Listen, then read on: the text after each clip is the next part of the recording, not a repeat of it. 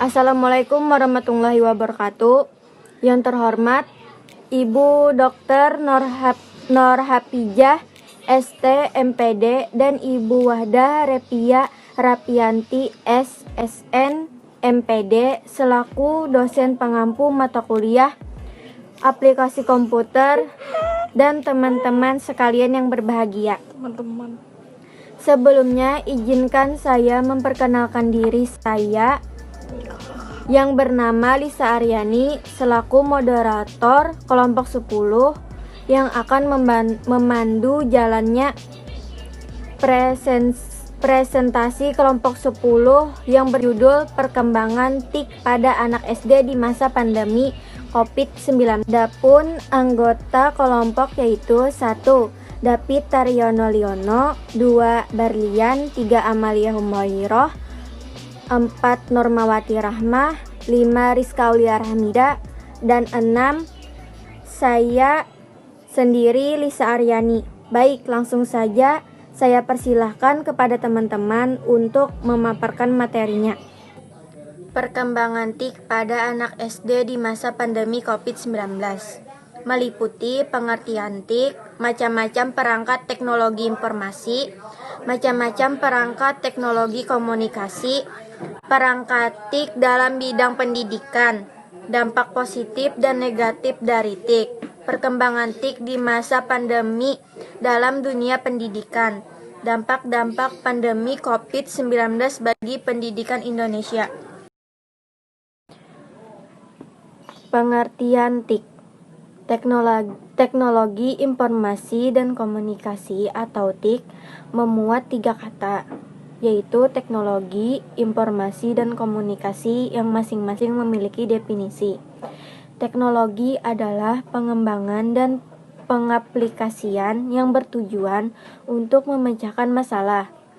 Informasi adalah hasil pemrosesan data untuk tujuan manfaat tertentu. Komunikasi adalah proses penyampaian informasi dari pemberi informasi kepada penerima informasi. TIK meliputi 2 aspek, yaitu teknologi informasi dan teknologi komunikasi. Teknologi informasi memiliki segala hal yang berkaitan dengan proses, pemakaian alat bantu untuk memproses serta mentransfer data dari perangkat satu ke perangkat yang lain. Beberapa teknologi informasi yang dapat dimanfaatkan sebagai media pembelajaran diantaranya dengan menggunakan e-learning. Assalamualaikum warahmatullahi wabarakatuh. Saya David Taryono Liono dengan NIM 20 10 12 52 155. Ini menyampaikan materi berbagai macam perangkat teknologi informasi. Yang pertama, netbook. Netbook adalah komputer sejenis laptop, namun ukurannya lebih diperkecil dan spesifikasi hardware-nya lebih rendah serta ada beberapa fitur yang dihilangkan dengan tujuan memperkecil ukuran serta menurunkan harga dari sebuah netbook itu sendiri. Yang kedua adalah tablet. Tablet adalah laptop atau komputer portable berbentuk buku, memiliki layar sentuh dan atau teknologi tablet digital yang memungkinkan pengguna komputer mempergunakan stylus atau pulpen digital selain keyboard atau mouse komputer. Yang ketiga ada televisi. Televisi merupakan perangkat teknologi informasi yang berupa sistem penyiaran yang disertai dengan gambar atau visual dan suara atau audio.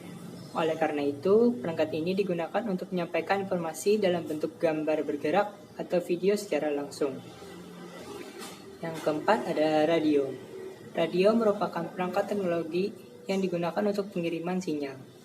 Perangkat elektronik ini memiliki fungsi untuk menyampaikan informasi berupa suara dari stasiun pemancar melalui frekuensi yang telah ditetapkan. Radio menggunakan gelombang elektromagnetik untuk mengirimkan suara melalui udara. Yang kelima ada komputer.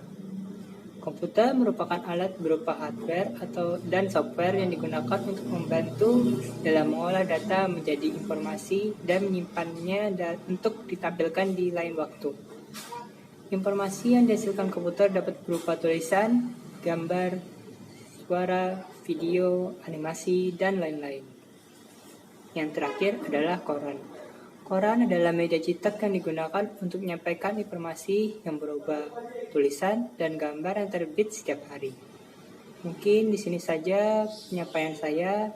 Terima kasih. Assalamualaikum warahmatullahi wabarakatuh. Assalamualaikum warahmatullahi wabarakatuh. Perkenalkan, nama saya Barlian. Di sini saya akan melanjutkan penjelasan dari teman saya. Berbagai macam perangkat teknologi komunikasi. Yang pertama ada handphone. Handphone atau biasa disebut dengan telepon genggam atau yang sering dikenal dengan nama ponsel, merupakan perangkat telekomunikasi elektronik yang mempunyai kemampuan dasar yang sama dengan telepon konvensional saluran tetap. Yang kedua ada email.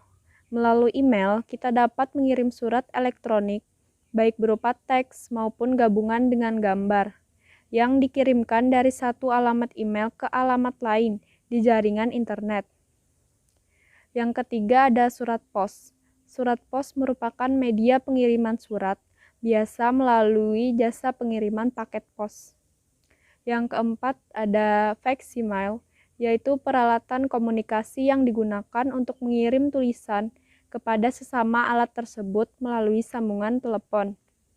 Yang kelima ada walkie-talkie, yaitu peralatan komunikasi antara dua orang menggunakan pesawat khusus atau HT tanpa kabel, menggunakan gelombang 11 meter atau 2 meter. Sekian penjelasan dari saya, kemudian akan dilanjutkan oleh teman saya. Terima kasih. Assalamualaikum warahmatullahi wabarakatuh.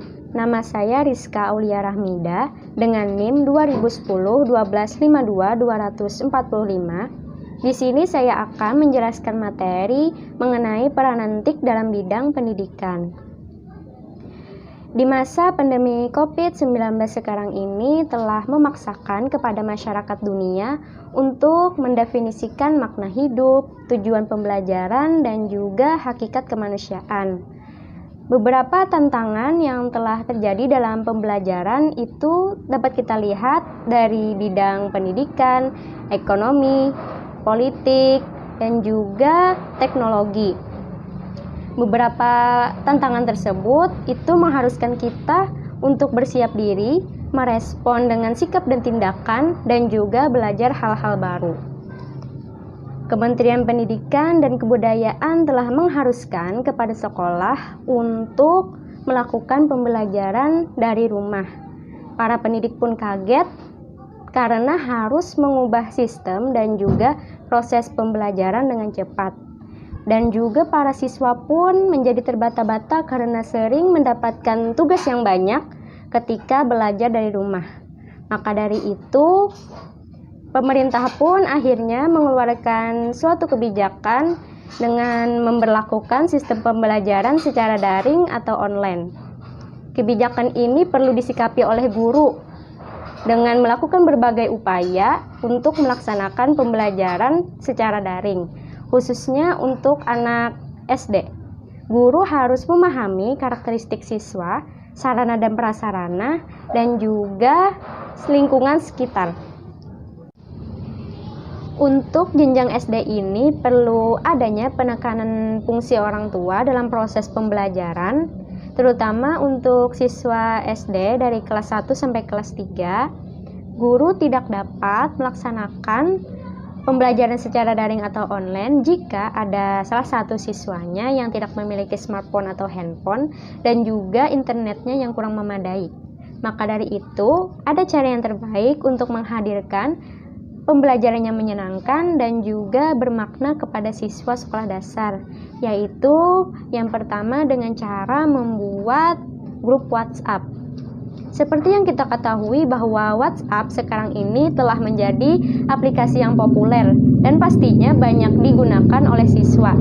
Melalui grup WhatsApp, guru dan siswa dapat berinteraksi secara online. Guru dapat mengirimkan materi dan tugas berupa foto, video, dan juga file dokumen dengan mudah. Grup WhatsApp ini sangat praktis dan juga mudah digunakan untuk siswa sekolah dasar. Selain cara tersebut dapat juga digunakan dengan membuat video pembelajaran. Banyak sekali hasil perkembangan teknologi informasi dan komunikasi yang dapat membantu guru dalam proses pembelajaran. Dengan memanfaatkan TIK ini dalam proses pembelajaran akan membuat tercapainya pembelajaran secara maksimal. Terlebih lagi, siswa akan lebih paham jika materi yang disajikan itu dalam bentuk visualisasi atau animasi. Maka dari itu, guru sekolah dasar harus kreatif dan inovatif dalam menerapkan TIK pada proses pembelajaran. Mungkin itu saja yang dapat saya sampaikan. Terima kasih. Wassalamualaikum warahmatullahi wabarakatuh. Assalamualaikum warahmatullahi wabarakatuh. Perkenalkan, saya Amalia Humaira dengan nomor absen 55. Baiklah, di sini saya akan membahas materi selanjutnya, yaitu tentang dampak positif dan negatif TIK atau teknologi informasi dan komunikasi. Seiring dengan berjalannya waktu, perkembangan teknologi semakin pesat dan semakin canggih, beragam inovasi dan kreasi diciptakan. Salah satu contohnya adalah gadget, di mana gadget sendiri menawarkan banyak hal yang menarik yang disediakan di dalamnya. Tidak heran jika anak-anak hingga orang dewasa banyak yang menggunakannya, karena selain bisa membantu mereka dalam melakukan kegiatan atau aktivitas, juga sebagai sarana hiburan. Dampak positif TIK sendiri antara lain, yang pertama menambah wawasan ilmu pengetahuan, yang kedua sebagai media pembelajaran global yang bisa dilakukan di mana saja dan kapan saja, yang ketiga sebagai media komunikasi jarak jauh atau yang berbeda tempat, yang keempat kita dapat mengakses informasi dari mana saja, dari berbagai negara juga bisa, yang kelima itu kita bisa berjualan online. Lalu dampak negatif TIK sendiri antara lain, yang pertama penyebaran hoax, yang kedua kecanduan dalam bermain game, yang ketiga bisa berpengaruh pada perilaku sosial, yang keempat itu penipuan, yang kelima jika seorang pelajar dia bisa menjadi malas untuk ke perpustakaan karena dia akan lebih mengandalkan internet sebagai mencari bahannya. Untuk anak-anak perlu pengawasan dari orang tua mereka, dan berbijaklah kita dalam berteknologi. Kita harus bisa memilah informasi-informasi yang kita dapat. Baik, slide selanjutnya tentang perkembangan TIK di masa pandemi dalam dunia pendidikan. Adanya pandemi saat ini membuat perubahan besar dalam aktivitas manusia dari berbagai aspek dan mengharuskan kita untuk berada di rumah. Salah satu contoh dari bidang tersebut adalah dalam bidang pendidikan, di mana pembelajaran sekarang dilakukan secara daring atau dalam jaringan yang memerlukan aplikasi atau website, aplikasi seperti Zoom, Gmeet, dan sebagainya. Dan ada juga yang namanya e-learning atau suatu sistem pembelajaran yang digunakan sebagai sarana belajar tanpa bertatap muka atau yang bisa dilakukan dengan jarak jauh secara langsung kepada pendidik dan siswa tersebut. Dalam era digital ini, generasi muda tidak sulit untuk berteknologi karena bisa membuat mereka menjadi lebih mandiri dalam proses belajarnya. Namun, ada beberapa daerah yang masih kesulitan dalam menjangkau internet. Oleh karena itu, solusi belajar dalam berteknologi harus memberikan solusi tepat dan cepat siswa dalam pembelajarannya, agar bisa langsung berinteraksi kepada guru dan antara guru dan siswa secara daring. Sekian dari saya, dan saya kembalikan kepada moderator. Assalamualaikum warahmatullahi wabarakatuh. Perkenalkan, nama saya Normati Rahmah. Pada kesempatan kali ini saya akan melanjutkan penjelasan dari teman-teman tadi apa yang sudah mereka paparkan sebelumnya. Di sini saya akan menjelaskan materi tentang dampak-dampak pandemi COVID-19 bagi pendidikan di Indonesia. Nah, seperti yang kita ketahui kan sejak awal tahun 2020 hingga saat ini, pandemi COVID-19 itu masih menyebar ke seluruh wilayah di Indonesia. Meskipun sudah melewati beberapa bulan lamanya terhitung sejak awal Maret 2020 hingga saat ini. Nah, perubahan kegiatan belajar mengajar pun di tengah pandemi COVID-19 ini menimbulkan dampak positif dan dampak negatif terhadap pendidikan di Indonesia. Selain itu, kegiatan belajar mengajar pun harus tetap berjalan meskipun harus dilaksanakan secara daring, secara online. Kenapa ini dilakukan? Ya karena demi mencerdaskan anak bangsa. Nah, hal tersebut tentunya membutuhkan perhatian lebih dari orang tua untuk terlibat dalam memantau setiap anaknya yang belajar di rumah. Nah, pada masa seperti ini, pandemi COVID-19 ini bukan hanya guru yang dituntut untuk lebih produktif, tapi orang tuanya pun dituntut untuk mendampingi anaknya belajar di rumah. Karena gurunya itu tidak dapat mengawasi sepenuhnya lagi si anak murid ini karena belajarnya melalui online. Jadi orang tualah yang berperan di sini. Nah, tentunya perubahan kegiatan mengajar di tengah pandemi COVID-19 ini menimbulkan berbagai dampak. Bukan hanya dampak positif yang dirasakan, tetapi juga ada dampak negatif yang dirasakan dengan adanya pandemi COVID-19 ini bagi pendidikan di Indonesia. Nah, dampak positif yang pertama itu yang dapat dirasakan banyak sekali situs belajar online yang dapat diakses oleh setiap pelajar di Indonesia seperti Ruang Guru, Rumah Belajar Kemendikbud, Meja Kita, serta beberapa situs yang bekerja sama dengan Kemendikbud.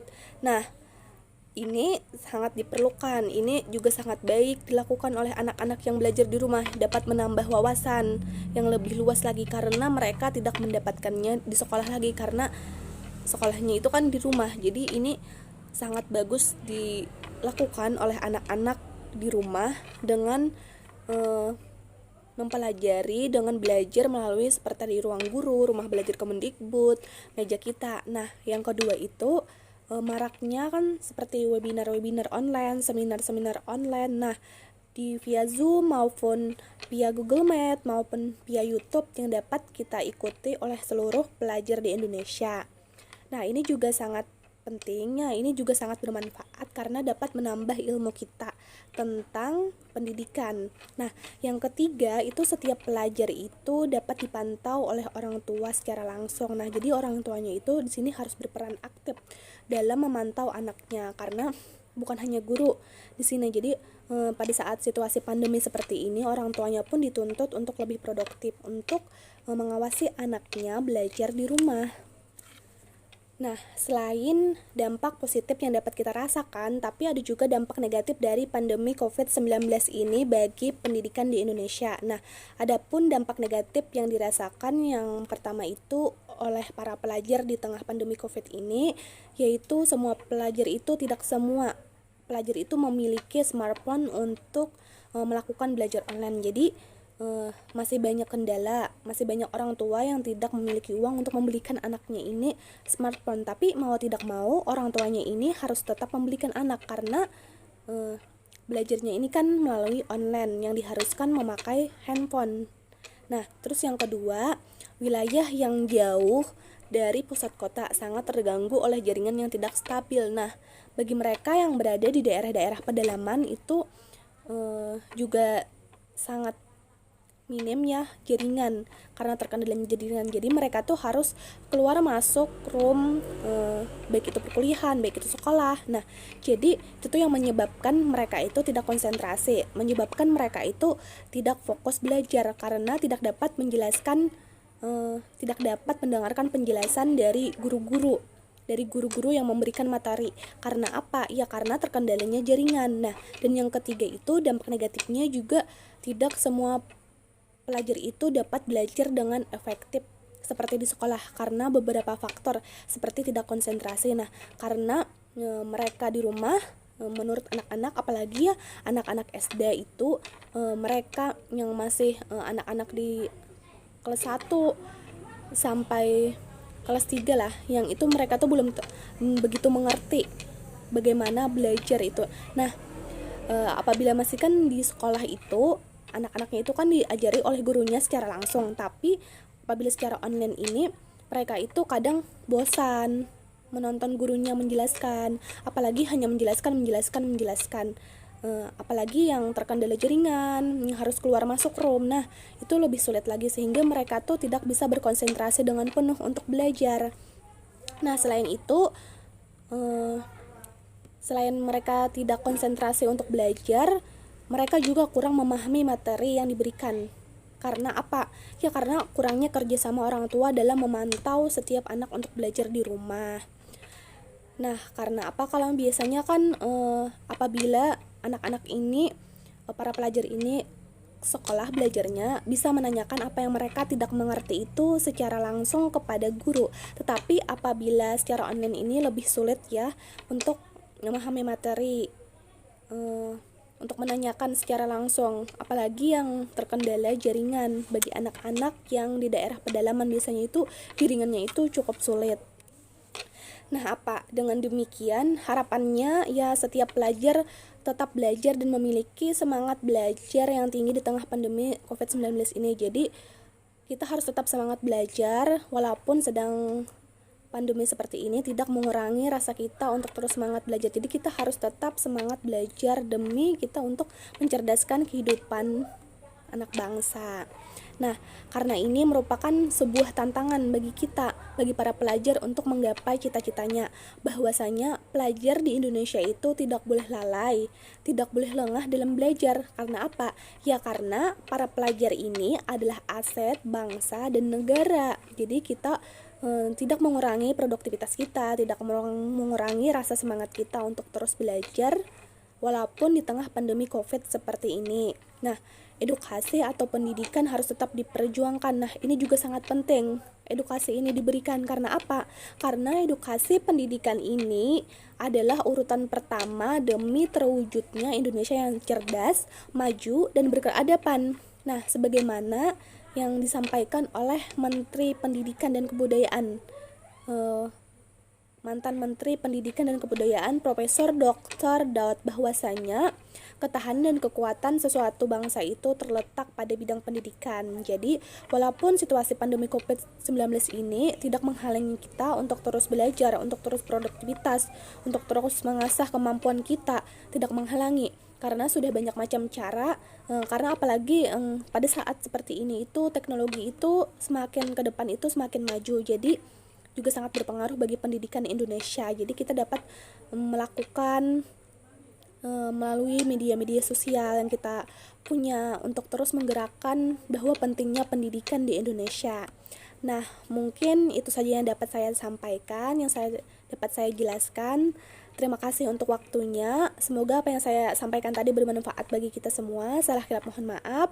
Wassalamualaikum warahmatullahi wabarakatuh. Itulah presentasi dari kelompok kami. Salah hilap mohon maaf. Wassalamualaikum warahmatullahi wabarakatuh.